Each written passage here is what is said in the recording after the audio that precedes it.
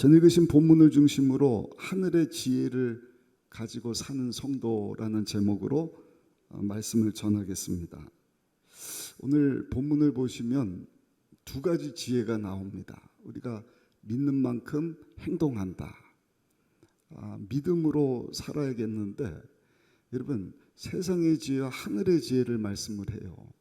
저 여러분들은 세상의 지혜가 아니라 하늘의 지혜를 가지고 살아가는 삶이 되시기를 예수님의 이름으로 축복합니다. 세상의 지혜는 뭔가? 그것은 질투입니다. 남하고 자꾸 비교하는 것입니다. 문제는 큰 파괴를 가져옵니다. 남하고 비교하고 옆 사람 보고 두리번거리면서 왜 난 이것밖에 안 되지? 결국에는 파괴예요. 그러나 여러분, 하늘의 지혜는 하나님을 바라보는 것입니다. 구체적으로 하나님의 시각을 가지고 하나님이 내게 주신 것 가지고 내가 하나님 위해서 어떻게 살아갈 것인가.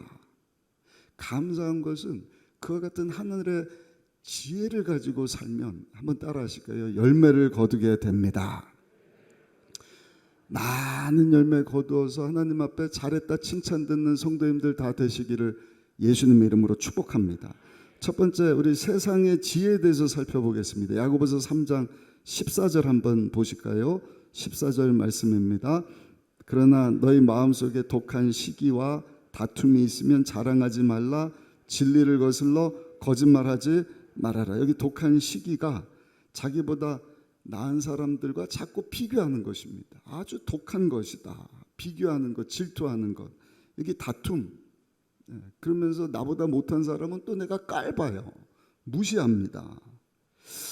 그러므로 이 시기하고 다투는 것, 무시하고 비교해서 깔보는 것, 이거 하지 말라는 것입니다. 그 이유는 16절 한번 보실까요? 16절 말씀도 같이 한번 읽어보시겠습니다. 시기와 다툼이 있는 곳에는 혼란과 모든 악한 일이 있음이라. 아멘. 그러니까 세상 지혜에 따라서 비교하고 질투하고 시기하고 뭐라고 말씀을 하셔요? 그 결과는 혼란과 모든 악한 일이 있을 뿐이라. 본인이 힘들어지는 것입니다. 옛날 영화예요. 아마데우스라고 모차르트라고 하는 세계적인 음악과 관련된 영화인데, 그 내레이션을 누가 하는가? 모차르트가 하는 것이 아니라 살리에리라고 하는 사람이 합니다. 살리에리, 모차르트 다 하나님이 대단한 음악 천재성을 주셨는데 모차르트가 조금 더 낫습니다. 살리에리라고 하는 사람은 누군가? 모차르트의 스승이에요. 나이가 40이 넘은 사람입니다. 모차르트는 그 당시 7살, 8살, 10살밖에 안 된 아이인데, 이 아이가 7살 때 음악의 청재성이 탁 드러나니까 선생님에게 데려온 것입니다. 근데 선생님을 딱 바라보는 순간 이 최고의 검객이 검객을 알아본다고 칼을 딱 맞대는 순간, 야, 나는 죽었구나. 이 사람 나보다 한 수 아래구나. 이것을 알게 된다 그래요. 모차르트가 교향곡 29번 악보를 쓰는데, 세상에 악보를 쓰는 사람들 악보를 보면 굉장히 지저분하거든요. 써놓고 틀려갖고 지우고 또 다시 악상이 떠오르면 또 쓰고. 근데 모차르트는 깔끔한 거예요. 이유가 뭔가? 그 머리에 모든 악보가 다 들어있는 거예요. 10살 아이 모차르트가 그 29번 교향곡을 틀리지 않고 싹 그려내는 것을 보고 기절을 했다 그래요. 와, 이런 천재가 있느냐. 너무 놀라서. 문제는요, 기절했다 일어나서 하나님을 보고 삿대질을 합니다. 하나님, 왜 내게 이러십니까? 내가 잘못한 게 뭐가 있습니까? 내가 하나님 앞에 진실하게 성실하게 샀는데 왜 이런 놀라운 음악성 천재성을 나한테는 안 주고 모차르트에게 주셨습니까? 하나님께 막 따지기 시작했다 그래요. 그리고 그 흉내낸다고 레퀴엠인가 이런 악보를 썼는데 그것도 다 쓰지를 못하고 결국에는 미쳐가는 노인이 돼버리고 말았다고 합니다. 여러분, 살리에리라고 하는 이 스승도요, 가만히 보면 대단한 사람입니다. 비교만 안 했으면 그가 가지고 있는 그러니까 모차르트를 알아보고 그런 사람을 모차르트를 되도록 가르쳐준 스승이니까 그 음악성이 얼마나 대단한 말이에요. 그러나 그 아이하고 자기를 자꾸 비교하니까 그 비교의식, 질투하는 것 때문에 파괴가 자기 가운데 찾아오고 미치광이가 되어버렸다. 중요한 것입니다. 세상 지혜를 가지고 자꾸 옆에 있는 사람 비교하고 질투하면 여러분 내가 파괴가 되는 것입니다. 기쁨이 사라집니다. 하나님 많이 주셨음에도 불구하고 자꾸 없는 것만 봐요. 내가 하나님께 받은 게 많은데 기쁨은 없고 신경질만 늘어난다. 이유는요, 질투가 그 삶을 지배하고 있기 때문입니다. 여자분들 예쁜 거 좋아하지 않습니까? 가장 예쁜 사람이 많은 대회가 어딘가? 당연히 미스 코리아이지 않겠습니까? 미스 코리아보다 더 대단한 미인들이 모이는 것이 미스 유니버스, 세계에서 가장 예쁜 사람들이 모인다고 하는 그 대회. 여러분, 가장 불행한 장소가 어딘가? 결승, 이제 세계 1위, 2위 누구냐 놓고 딱 할 때, 여러분 2등도 대단한 여자잖아요. 그렇죠? 세계 많고 많은 여자들 중에서 두 번째로 예쁘니까 얼마나 예뻐요. 그런데 1등이 발표되는 순간 1등은 환호하는데 2등은 별로 기쁘지 않은 거예요. 불행한 거예요. 가장 완벽한 순간인데 자기를 1등하고 비교하니까 비교의식 가운데 질투심이 생기면서 불행해지게 된다는 것입니다. 그게 백설공주에 나오는 계모의 이야기라고 합니다.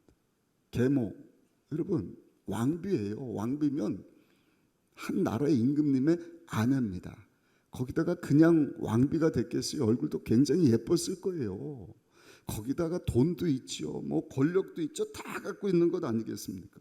그러면 가진 것 가지고 기쁘게 행복하게 살면 되는데, 백설공주 15살 나이, 지금으로 하면 중학교 3학년 고등학교 1학년 아이 얼굴 뽀해갖고 보니까 자기보다 예쁜 것 같아요. 아니 40 넘은 다 가진 그 왕비가 할 짓이 없어서 백설공주만 바라보니까 아침마다 어떻게 해요? 우리는 새벽마다 새벽 기도를 나오는데 이 계모는 새벽마다 거울 보면서 거울아 거울아 누가 예쁘니? 거울이 뭐라 그래요? 백설공주. 그 비교의식에 탁 사라져 버리니까 기쁨이 사라져 버려요. 파괴가 찾아옵니다. 미쳐가는 것입니다. 여러분 마귀 인생을 살게 되는 것입니다. 다 가졌다 할지라도 비교의식, 질투의식에 사로잡히면 지옥이 되는 것입니다. 그게 마귀가 하는 일입니다. 죽이고 도적질 멸망시키는 일. 어떻게 하는 거예요? 자꾸 옆에 사람들 비교하고 질투하게 만들고. 에덴 동산이 그랬잖아요. 하나님께서 하나님 모양 형상 따라 사람 만드시고 에덴 동산 천국의 모형입니다. 모든 거 다 갖추고 하나님과 고자하면서 천국의 기쁨을 누리며 살게 했는데 마귀가 한 것이 다 선악을 알게 하는 나무 열매 가지고 유혹하면서 먹으면 어떻게 된다고요? 하나님처럼 될 것이다. 세상이 하나님과 비교하게 만드는 것입니다. 먹으면 하나님처럼 될 것이다. 거기서부터 지옥문이 열리는 것입니다. 가장 완벽한 것이지만 비교하고 질투하는 순간 지옥이 되는 것입니다. 여러분 기억하시기 바랍니다. 질투하면 파괴가 찾아온다. 나를 기쁨이 사라지게 만들고 또 한 가지는요, 하나님을 원망하게 하는 것입니다. 초대교회 7가지 죄라고 하는 것이 있었어요. 그걸 주의하자. 첫 번째 죄가 뭔가 교만이고요. 두 번째 죄가 질투입니다. 교만은 하나님이 제일 싫어하는 마귀적인 죄이기 때문에 하나님이 교만을 굉장히 미워하시지 않습니까? 그 다음에 질투고 분노, 게으름, 탐욕, 탐식, 정욕.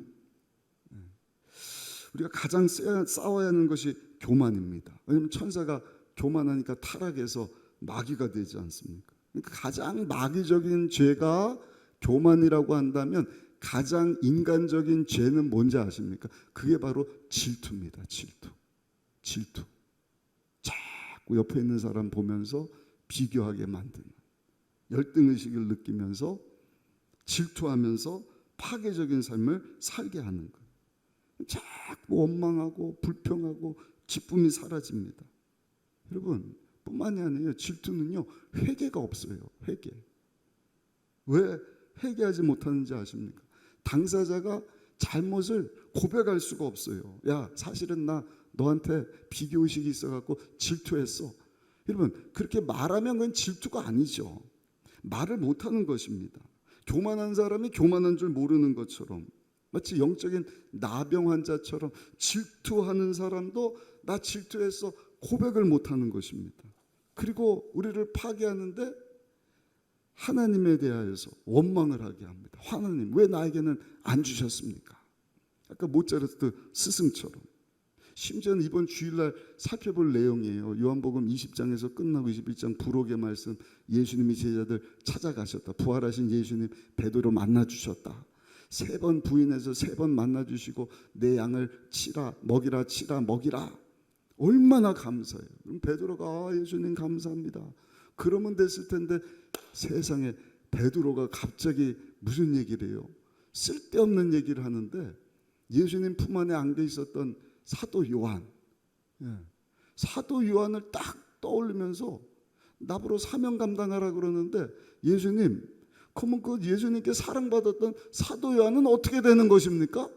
쓸데없는 비교의식 가지고 예수님에게 묻지 않습니까? 예수님 뭐라 그래요? 너나 잘하세요. 너나 나를 잘 따르는 자가 되어라. 여러분, 이게 인간이라는 것입니다. 그렇게 용서해 주셨고 돌이켜서 내 양을 먹이는 자가 되어라. 하나님이 우리 예수님이 축복해 주셨음에도 불구하고 또 쉽게 세상의 지혜, 비교하고 질투하고 자기도 모르게 여러분 우리 가운데 찾아오는 여러분 이 세상적인 지혜. 오늘 새벽에 온 저 여러분들은 행동하는 믿음, 살아있는 믿음, 세상의 지혜가 아니라 하늘의 지혜를 가지고 살아갈 수 있는 우리 모두가 되시기를 예수님의 이름으로 축원합니다. 하늘의 지혜는 뭔가 17절 18절 말씀을 한번 읽어보시겠습니다. 17절 18절 말씀입니다. 오직 위로부터 난 지혜는 첫째 성결하고 다음에 화평하고 관용하고 양순하며 긍휼과 선한 열매가 가득하고 편견과 거짓이 없나니 화평하게 하는 자들은 화평으로 심어 의의 열매를 거두느니라. 아멘. 여기 성결이라 그럽니다. 성결. 세상과 구별된 삶 사는 것입니다. 화평. 예수님 이 땅에 오실 때 평강의 왕으로 오셨다. 여러분, 하나님은 화평의 하나님이실 뿐만 아니라 또 우리에게 화목하게 하는 직책을 주셨어요. 하나님의 지혜를 따르는 자는 세상과 구별된 삶을 살고요. 화평하는 삶, 화평케 하는 삶을 삽니다. 하나님과 화평하고 사람들과도 화평한 삶을 사는 줄로 믿습니다. 관용은 뭔가 용서하는 것입니다. 시어머니가 내게 너무 독한 말을 했다. 아니 어떻게 저럴 수가 있지?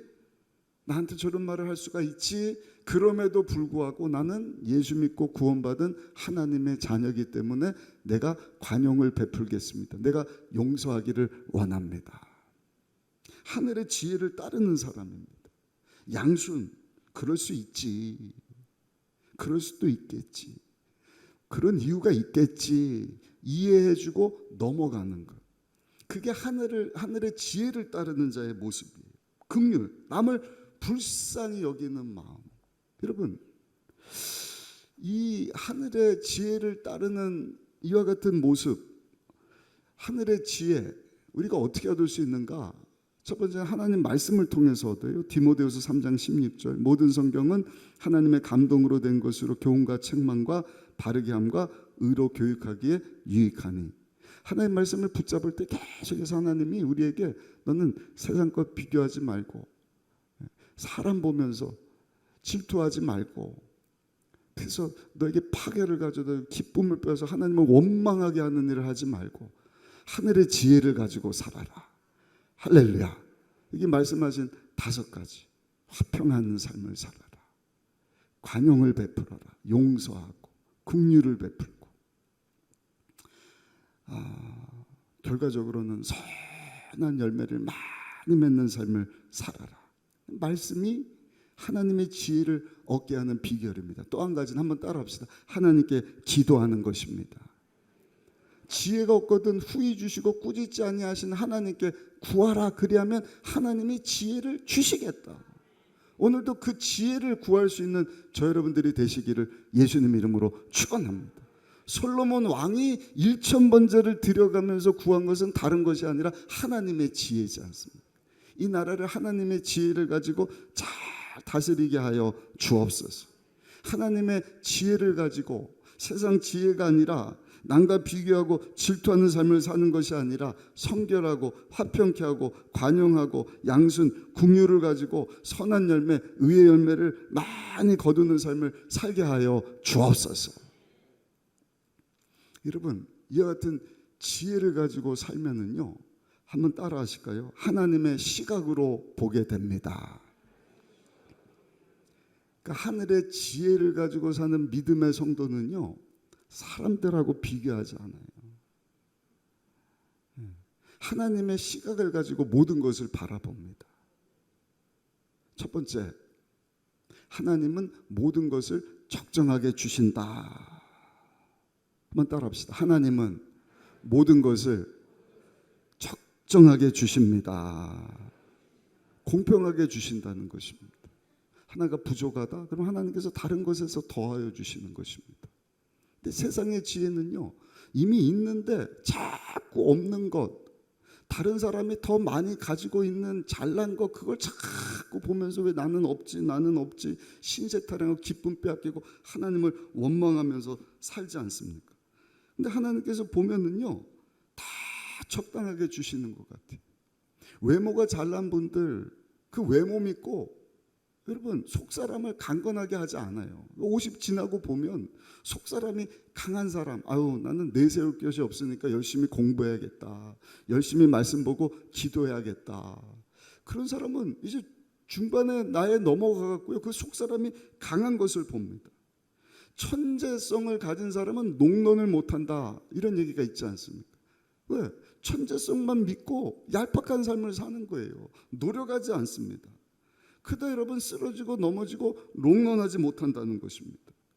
재산을 많이 물려받았다. 우리 볼 때는 아이고 좋겠다. 근데 여러분 재산 많이 물려받은 가정 가서 보셔요. 가정이 평안하지 않습니다.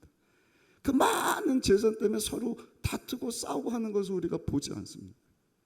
그러니까 하나님은요, 한번 따라 하실까요? 모든 것을 적당하게 주십니다. 믿으십니까? 그게 하늘의 지혜를 가지고 사는 살아있는 믿음의 삶을 사는 성도의 모습인 것입니다. 하나님은 모든 것을 적당하게 주셔요. 왜? 열매 맺게 하시려고. 17절 18절에 선한 열매 의의 열매를 맺게 하신다. 하늘의 지혜를 가지고 살 때 적당하게 주시는 거예요. 날씨도 여러분 열매 맺게 하시려고 적당하게 주시잖아요. 어제는 보니까 막 낮에 덥더라고요. 무서운 추위였는데 한두 달이 아니라 막 1년 내내 추워 보십시오. 거기에 어떻게 열매가 맺을 수가 있겠어요? 추웠다가 따뜻해졌다가 또 더웠다가, 그러면서 씨 뿌리고 자라가게 하시고 가을쯤 가서는 또 열매를 거두게 하시는 것을 우리가 보지 않습니까? 사랑하는 성도 여러분, 하늘의 지혜, 하나님께서 모든 것을 적당하게 주신다. 이 믿음 가지고 살아갈 수 있는 우리 모두가 되시기를 예수님의 이름으로 축복합니다. 또 한 가지 한번 따라합시다. 하나님께서는 열매를 주시는 분이십니다. 열매를 거두게 하시는 분이십니다. 열매를 거두게 하시기 위해서 모든 것을 적당하게 주신다. 비를 왜 주실까? 열매 맺게 하시려고. 왜 따가운 햇빛을 주실까? 열매 맺게 하시려고.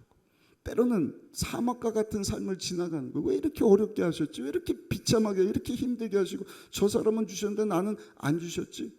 기억하셔요. 하나님은 그럼에도 불구하고 그 가운데 열매를 맺게 하시려고. 죄송한 얘기지만 여러분, 내가 힘들고 어렵고 그 사막과 같은 때론 따가운 여러분 햇빛과 같은 때론 먹구름과 같은 소낙비와 같은 그런 것 때문에 지나고 보면 하나님은 열매를 맺게 하시는 거예요. 제가 첫째 날 신재명 씨 말씀드리지 않았습니까?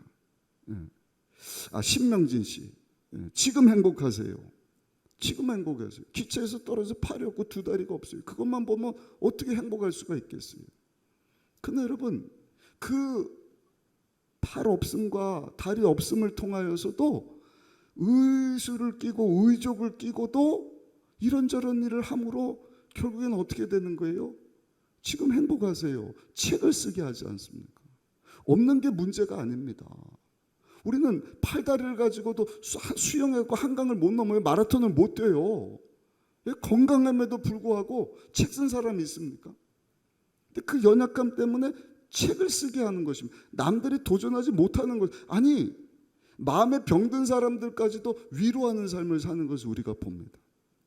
벌써 한참 됐더라고요. 폴 포츠라고, 브리틴스가 탤런트라고 영국에서 아주 재능 많은 사람들 이렇게 심사해 갖고 최종 우승자 딱 그 선정하는 프로그램 1위 수상자가 폴 포츠라고 하는 사람이에요. 우리 조금 이따가 동영상 하나 보내드릴 텐데 다 보면 아셔요.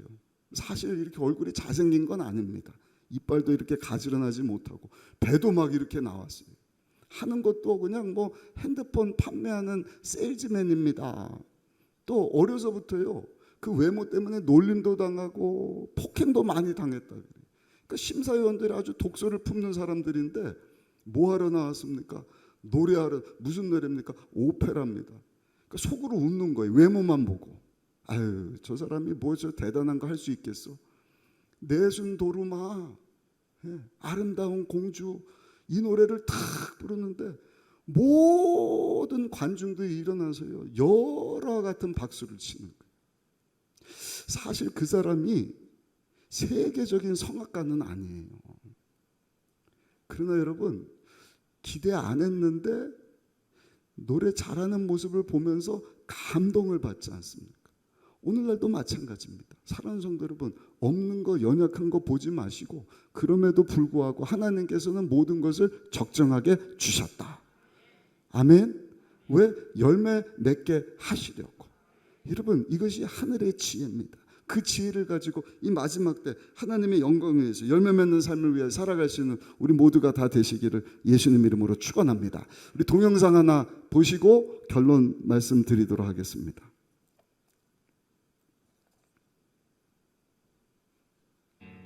Next contestant, the world of showbiz seems a million miles away. It's Paul, a mobile phone salesman from South Wales. By day, I sell mobile phones. My dream is to spend my life doing what I feel that I was born to do. Paul, what are you here for today, Paul? To sing opera. I've always wanted to sing as a career. Confidence has always been sort of like a difficult thing for me. I've always found it a little bit difficult to be completely confident in myself. Okay, ready when you are.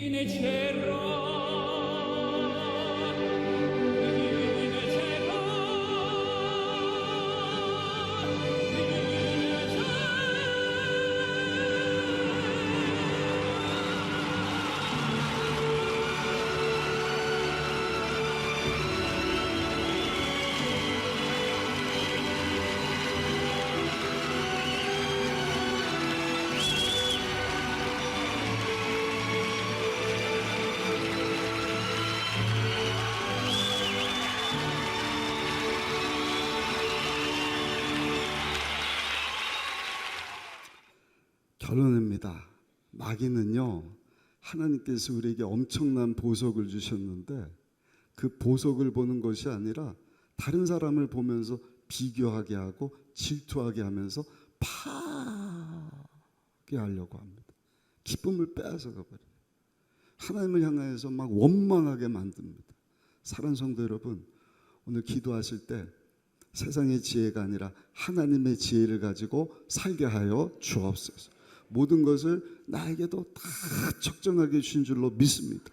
연약함이 있으십니까? 그 연약함 때문에 하나님을 찾는 거예요. 하나님, 이 연약함 가지고 하나님의 열매 맺는 삶 살기를 원합니다. 그 부족함이 있습니까? 부족함에도 불구하고 하나님 의지하여서 열매 맺는 삶 살기를 원합니다. 여러분, 오늘 구하셔서 하나님의 지혜를 가지고 마지막 때 많은 선한 열매, 의의 열매 맺으며 하나님께 쓰임받고 영광 돌리는 삶 살아갈 수 있는 우리 모두가 다 되시기를 예수님의 이름으로 축원합니다.